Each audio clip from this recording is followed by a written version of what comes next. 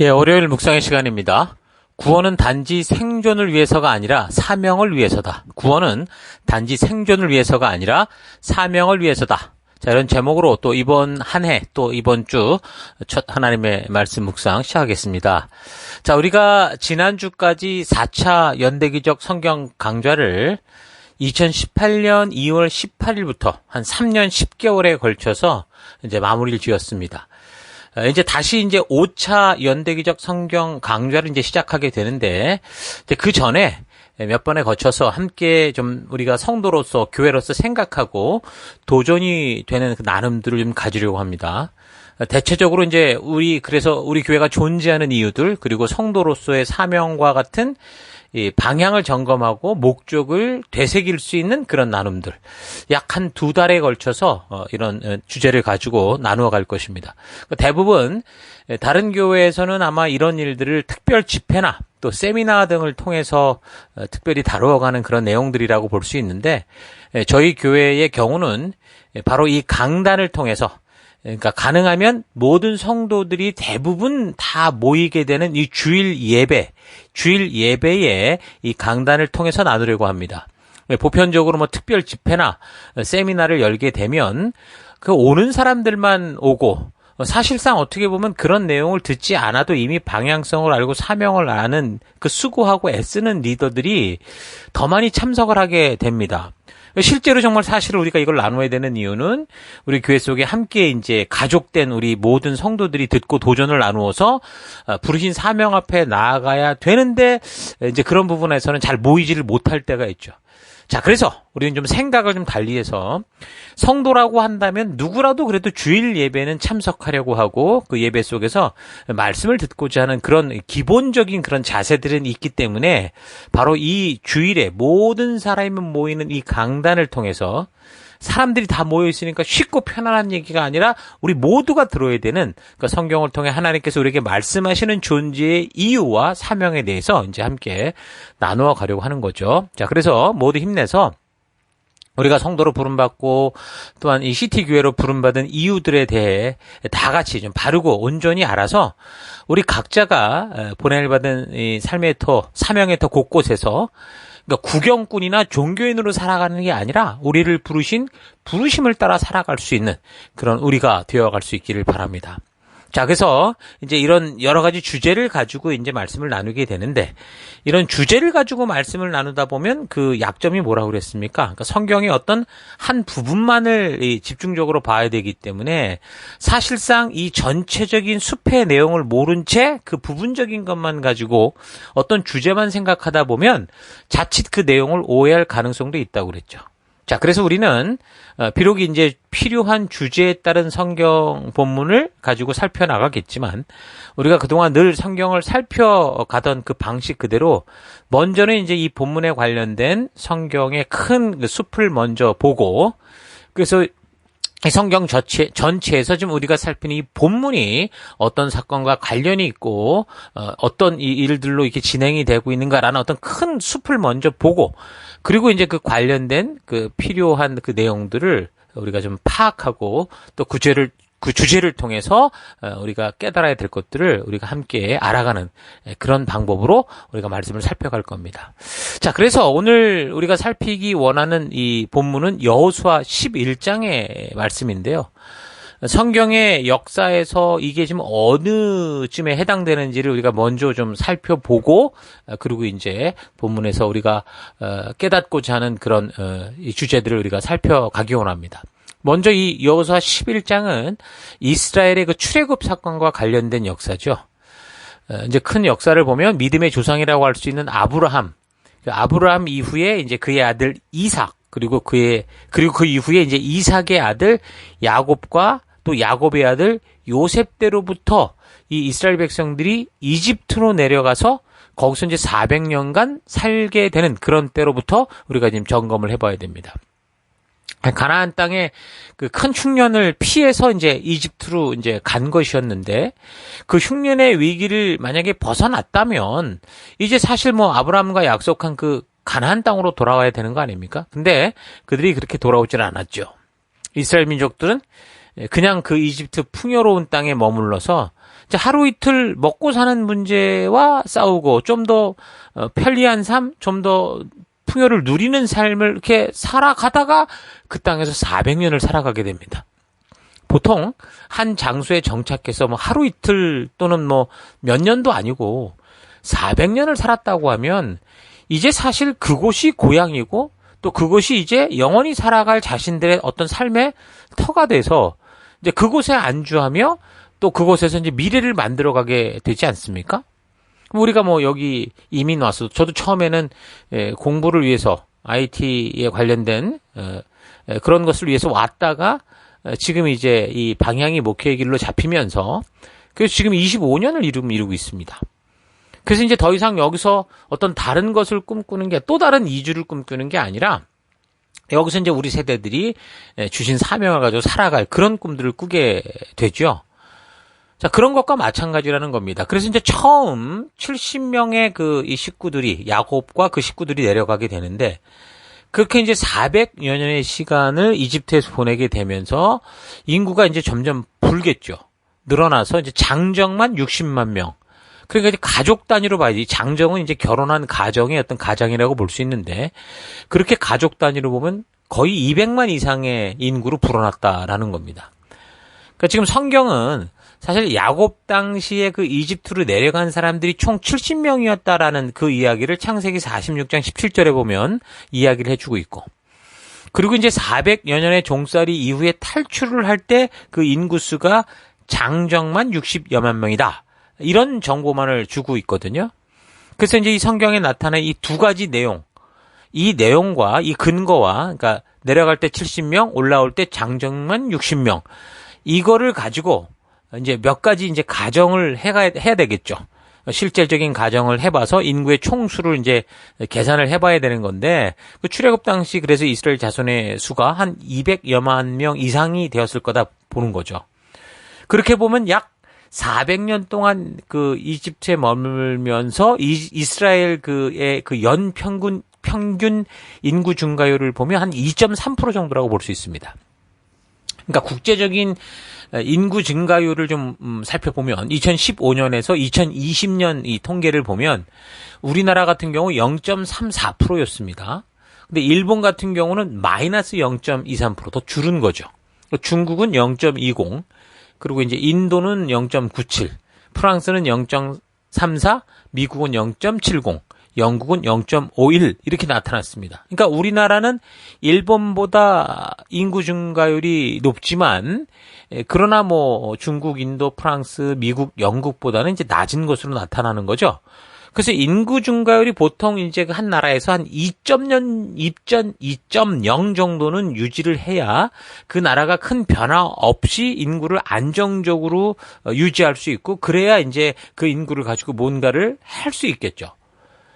근데 지금 이제 세계적으로 지금 전체적인 나라들이 고령화가 빨라지고 그다음에 저출산율로 인해서 지금 국가적인 위기에 직면하는 나라들이 많습니다. 특히 이제 우리나라 같은 경우도 이게 급속화된 고령화 그리고 저출산율, 그로 인해서 굉장히 좀 위험한 지경의 이제 미래를 볼 수밖에 없는 그런 상황이라고 하는데, 그러니까 이제 이스라엘 같은 경우 지금 인구의 증가로 인해서, 그러니까 아주 꾸준히 2.3%로 그렇게 증가했다고 보면, 그 이집트에서 그 400년 동안 이스라엘의 인구 증가는 굉장히 아주 건강하게 자랐다고 볼 수 있겠죠. 자, 그렇게 되니까 이제 그 이집트의 그 당시 통치자였던 바로 왕의 이름이 뭐냐면 투트모스 1세라고 볼 수 있는데요. 이 사람의 경우 이제 당연히 그 위협을 느낄 수밖에 없죠. 이집트의 역사를 보면 지금 바로 이런 이스라엘 인구들이 증가하는 곳, 그러니까 요셉이 내려가고 막 그런 시기에 원래 이집트가 타민족이었던 힉소스 왕조에 의해서 통치를 받았습니다. 이집트 18왕조로 잡혀 있는데요. 이 이방인의 통치를 받다가 이제 순수 이집트 본토인들이 비로소 이제 지배를 하기 시작을 했는데, 근데 거의 지금 그 상황에서 이 나라 안에 이스라엘이라는 그 한 나라가 뭐 한 나라의 군대 이상이 될 수 있는 60만 명의 대군을 모집할 수 있을 만큼 그렇게 이집트의 한 땅에 그 고센 땅에 있었다고 그랬죠. 거기에 지금 거하고 있다라는 것은 그 나라 왕이 볼 땐 참 국가적인 위협이 아닐 수 없었죠. 그래서 이제 이집트는 그 요셉의 때와는 달리 그 시대가 지나가고 난 다음에 이제 이스라엘에 대한 탄압 정책을 피기 시작합니다. 그래서 완전히 이제 이 이스라엘 백성들을 노예로 부리는 그런 상황이 된 거죠. 근데 이제 이게 그렇게 해놓고도 인구 증가율이 떨어지질 않으니까 나중에는 이제 그렇게 노예로 부리는 상황을 넘어서 이제 태어나는 남자아이들을 다 죽이라고 명합니다. 그러니까 다시 말하면 이스라엘 말살 정책을 피기 시작하는데 이건 굉장히 심각한 문제죠. 지금 하나님의 살아계심을 전할 이 아브라함의 후손된 이 민족들. 그러니까 이 민족은 지금 하나님의 정체를 아는 그런 민족이었는데 이 민족이 지금 이집트에서 피할 방법도 없이 이제 십수년 안에 이제 사라질 위기를 맞이하게 된 겁니다. 자, 그때 하나님께서 이제 모세를 부르셔서 그를 이제 이집트 땅으로 보내시죠. 그래서 결국 어쨌든 이스라엘 백성들을 기적적으로 이제 홍해를 건너게 하신 후에 이 아브라함과 약속한 가나안 땅으로 데려가는 것이 아니라 오히려 반대쪽인 시내산 있는 곳으로 그들을 인도합니다. 그래서 이제 구원한 백성들을 가나안 약속의 땅으로 곧바로 인도한 것이 아니라 먼저 시내산 이 다른 곳으로 인도하셨다라는 것을 우리는 좀 생각해 볼 필요가 있는데 지금 역사를 통해 그 의미를 생각해 보면 성도들의 이 영적 생활에 있어서 가장 중요한 하나님 나라 백성으로서의 살아갈 법도 그 기초와 방향을 분명히 먼저 제시하기 위해서 이런 일들을 하나님이 이루신 것을 알 수 있습니다. 그래서 그곳에서 이 이스라엘 족속들과 언약을 세우셨고 저들을 그래서 열방에 하나님을 알리는 그런 제사장 나라로 삼으신 거죠. 그래서 너희가 이제는 가나안처럼도 살지 말고 이집트에서처럼도 살지 말고 오직 하나님께서 주시는 이 하나님 나라의 법도와 규례와 명령과 계명의 가치를 따라 살아가라. 그러니까 하나님이 이 통치하시는 하나님의 뜻이 통치하는 그런 하나님 나라, 이게 법치국가를 세워서 그 안에서 살아가라 그렇게 말씀하신 겁니다. 그래서 시내산에서 십계명을 비롯한 하나님의 백성답게 사는 법도와 규례와 율례들을 통해서 하나님 나라가 하나님의 법치, 하나님의 의도 가운데 통치되는 나라다라는 사실을 알리고 그래서 그 하나님 나라 백성으로서 살아갈 법도들을 알려주신 거죠.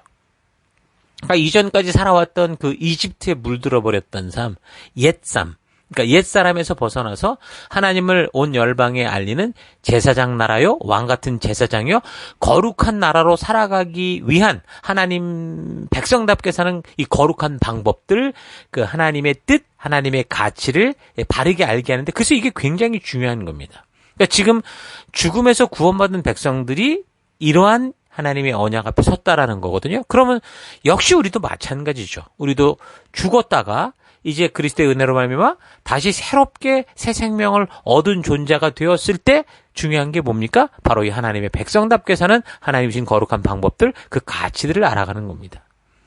자, 그래서 우리가 이미 성경의 역사를 쭉 살펴왔던 것처럼 이제 앞으로 이제 이 이후에 이루어지는 역사는 결국 어떻게 됩니까? 이 시내산에서 하나님과 약속한 그대로 살아가느냐, 그러니까 하나님의 뜻, 하나님의 가치를 따라 가느냐, 그렇지 않느냐. 그 하나님 주신 법도와 규례와 명령과 계명의 가치를 따라 사느냐, 그렇지 않느냐에 따라서 역사의 방향이 완전히 달라지기 때문에 그 당시 하나님과 언약을 맺는 이스라엘 백성들이나 또 조금 전에 말한 우리 같은 경우도 오늘 이 시대 예수 그리스도로 말미암아 하나님의 백성된 우리들에게나 이 하나님이신 법도와 규례와 명령과 계명의 가치를 통해 우리가 하나님 나라 백성답게 하나님의 뜻과 의도를 따라 살아가는 거, 이건 너무 중요한 거죠.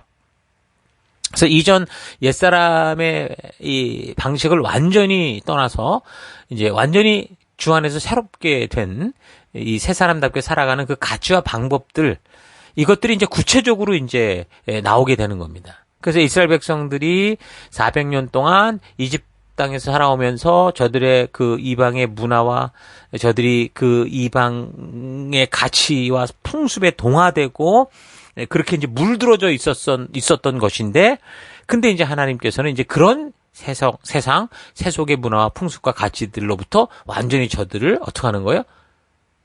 결별하게 하고 완전히 홍해를 통해 그 강을 건너가게 하시고 완전히 단절시키고 끊어놓으신 거죠. 그래서 이제 새로운 삶을 향한 구원의 길을 여신 겁니다. 그러니까 그러니까 이 말은 뭡니까? 더 이상 이제는 그 옛날 방식대로 살지 말고 완전히 하나님이 주신 새로운 가치를 따라 살아가는 새 나라를, 새 백성을 만드셨다 그 말이죠. 그래서 이전에 너희가 살던 이집트에서처럼도 살지 말고 또 이제 앞으로 너희가 들어갈 가나안 사람들이 사는 것처럼도 살아가는 게 아니라 하늘의 백성, 하나님의 백성다운 삶과 법과 그 가치를 따라 살아서 이 열방 속에 하나님을 알리는 그 믿음의 나라를 알리는 그런 그리스도의 향기가, 그러니까 하나님의 그런 편지가 되게 하신 거죠. 그래서 지금도 우리가 이 똑같은 원리로 만약 이 신의 산 약속을 통해 주셨던 하나님이 주신 이 삶의 가치들, 이 법도를 우리가 의도를 알지 못하면 우리는 가나안과 같은 세상의 풍습에 휘말릴 수밖에 없고 무엇이 옳은지 분별하지 못하는 그 교회당에서 그냥 종교 생활만 하는 그런 존재가 될 수 있습니다. 그래서 지금도 많은 교회 성도들이 가나안이 주장하고 음란하고 욕심스러운 것들을 그대로 받아들이려 하고 세상을 흉내내고 그 세상에서 이기겠다고 하나님을 동원하는 이상한 삶을 살아가고 있는 거예요.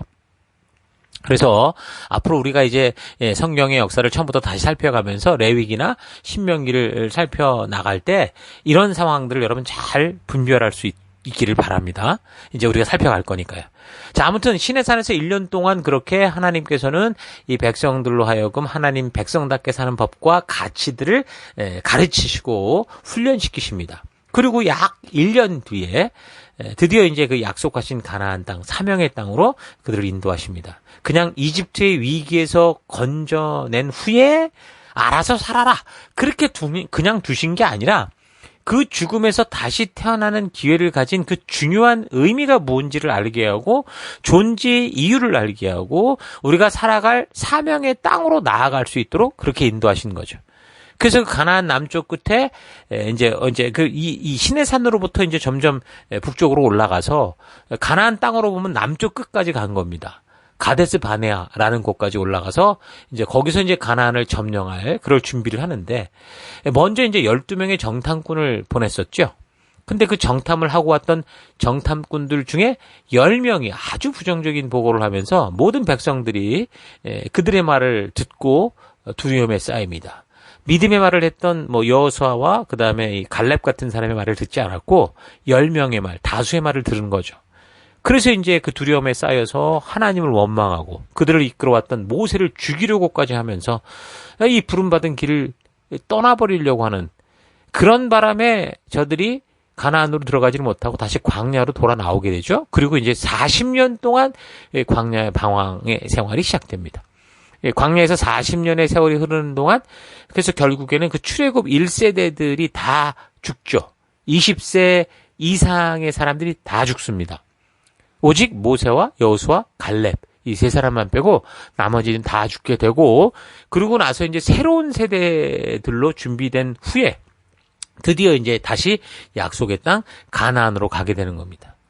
이번에는 이제 가데스 바네아를 통해서 또 북쪽으로 이렇게 막 진군에 올라가는 게 아니라 이 사해 동편으로 돌아서 사해와 요단강이 막 만나는 그 이 목지점 요단 동쪽 편 이 모압 평지로 올라갑니다. 그래서 하나님께서 그 올라가는 과정에 이 야곱의 이 쌍둥이 형이었던 에서 그 후손이 에돔 족속이었는데 에돔 족속 또 모압이나 암몬 족속 이 모압이나 암몬 같은 경우는 아브라함의 조카였던 이 롯의 딸들이 아버지를 술 먹이고 이렇게 잠자리를 함으로 말미암아 생겨났던 그런 민족이었는데 어쨌든 하나님께서는 이 에돔 족속 모압 암몬 같은 경우 그 땅을 지나가게 하시면서도 그들과 전쟁을 하지 않도록 합니다. 그들을 지키려고 합니다. 지켜주십니다. 건드리지 않고 충돌 없이 이제 모압 평지로 인도를 하죠. 그래서 이제 그곳에서 그때까지 이제 민족을 이끌었던 모세가 120세의 나이로 죽게 되는데 그런데 모세가 죽기 전에 이 새로운 세대들에게 이제 시내산에서 하나님과 맺었던 그 레위기의 언약, 이들이 왜 가나안 땅에 가는가, 어떤 사명을 가지고 있는가를 다시 재교육을 합니다. 그게 이제 성경 중에 신명기인데 모세는 여호수아와 그 백성들에게 가나안 땅에 들어가면 해야 될 가장 중요한 사명, 그 땅을 거룩한 땅으로 만들기 위한 아주 분명한 그 사명을 반복해서 교육을 하거든요. 신명기 7장을 보면 1절, 너보다 많고 힘이 센 7 족속을 쫓아내실 때 너의 하나님 여호와께서 그들을 너에게 넘겨 너에게 치게 하시리니 그때 너는 그들을 진멸할 것이라. 어떤 언약도 맺지 마라, 불쌍히 여기지도 마라, 혼인도 말아라, 막 이렇게 쭉 하면서 왜 그러냐면 이제 결국 그들이 살아있다면 네 아들, 딸들을 유혹해서 결국은 우상으로 빠지게 할 거다. 그래서 이런 분명한 명령을 먼저 주십니다.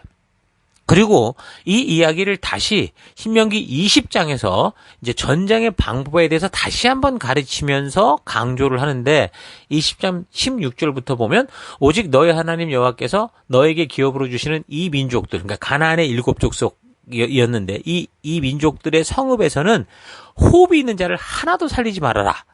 자, 그렇게 하시면서 결국 그 이유가 아까도 말했던 것처럼 뭐라는 겁니까? 결국은 이 자녀들이 자칫 이런 길로 빠질 수 있다. 그런 그 이유를 가지고 분명히 이 심판받을 이 민족들을 진멸하도록 얘기를 합니다.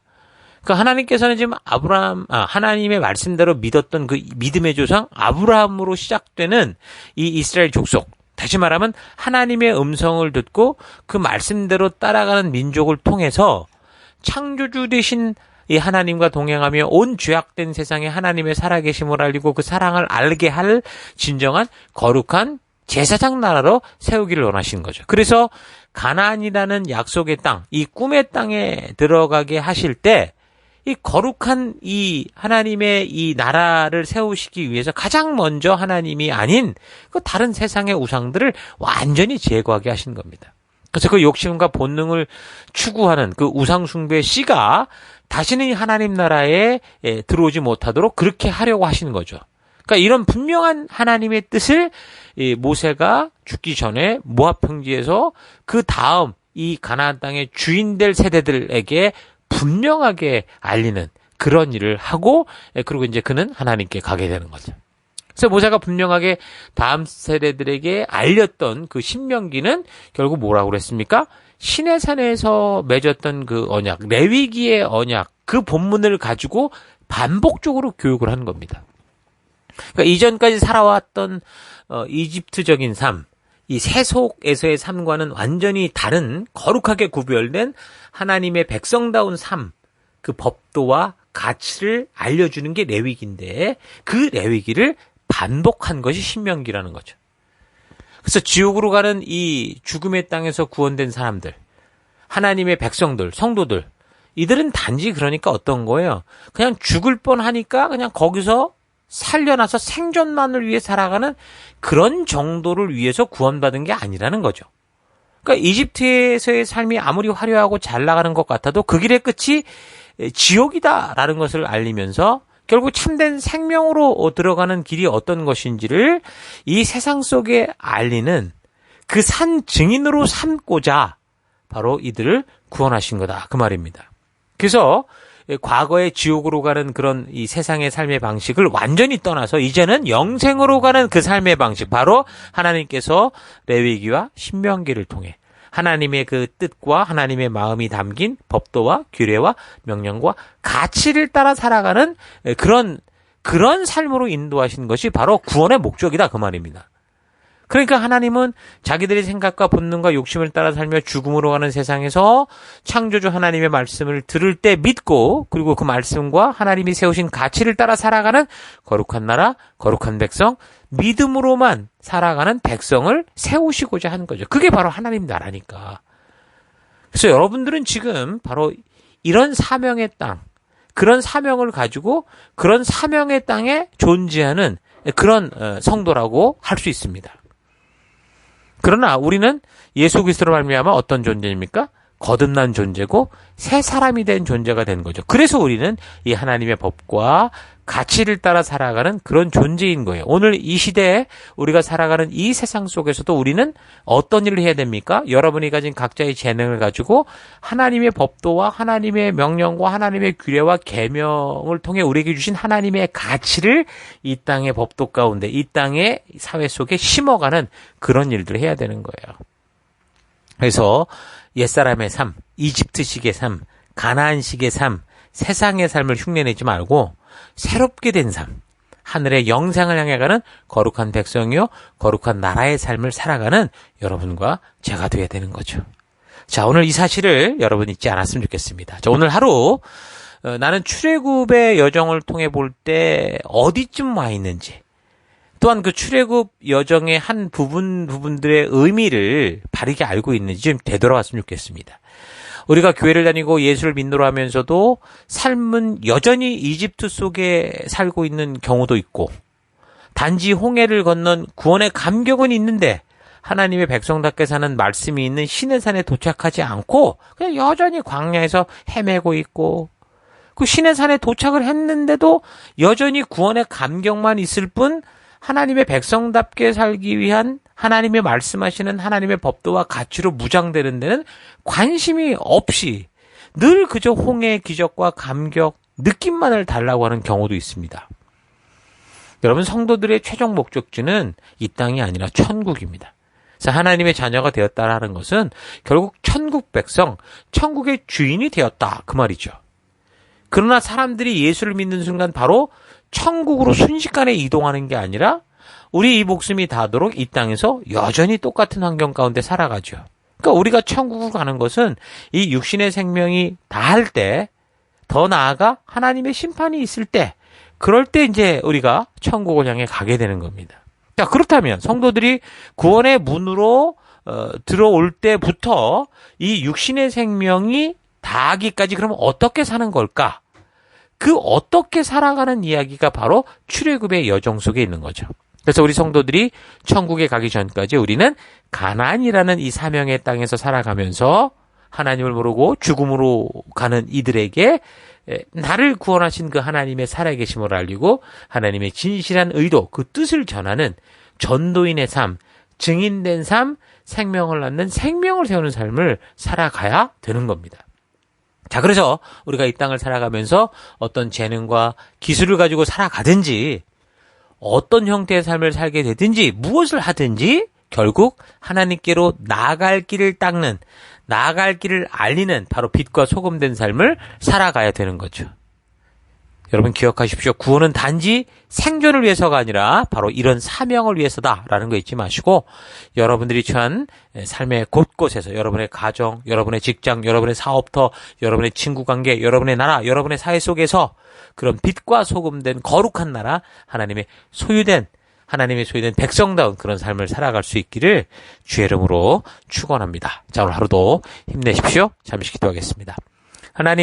하나님은 너무도 거룩한 꿈을 위해 우리를 부르셨는데 나는 단지 나의 위기를 극복하기 위해 예수님을 찾고 사명에 집중할 여유를 주셨음에도 여전히 내 생존만을 위해 좀 더 나의 소유를 늘리고자 살아가려고 했던 것을 회개합니다. 우리로 하여금 그 땅, 그냥 이 땅에 이유 없이 존재하게 하신 게 아니라 하나님의 거룩함을 알리는 거룩한 나라로 왕같은 제사장으로 불러주심을 감사드립니다. 단지 생존만을 위해 주신 이 사명의 시간을 다 낭비하는 미련한 다섯처녀 같은 인생이 아니라 내가 살아가는 그 어느 곳에서든 어떤 일을 하든 오직 하나님의 마음을, 그 사랑을 알게 하고 하나님의 진실한 뜻을 알리는 빛과 소금된 삶, 증인된 삶, 생명을 낳는 생명을 세우는 삶 살아가는 우리가 되길 원합니다. 그 길로 인도하시고 이끄신 하나님, 우리가 정말 구원은 단지 생존만을 위한 것이 아니라는 걸 늘 기억하며 주의 길을 걷는 우리가 되길 원합니다. 감사드리고 예수님 이름으로 기도했습니다. 아멘.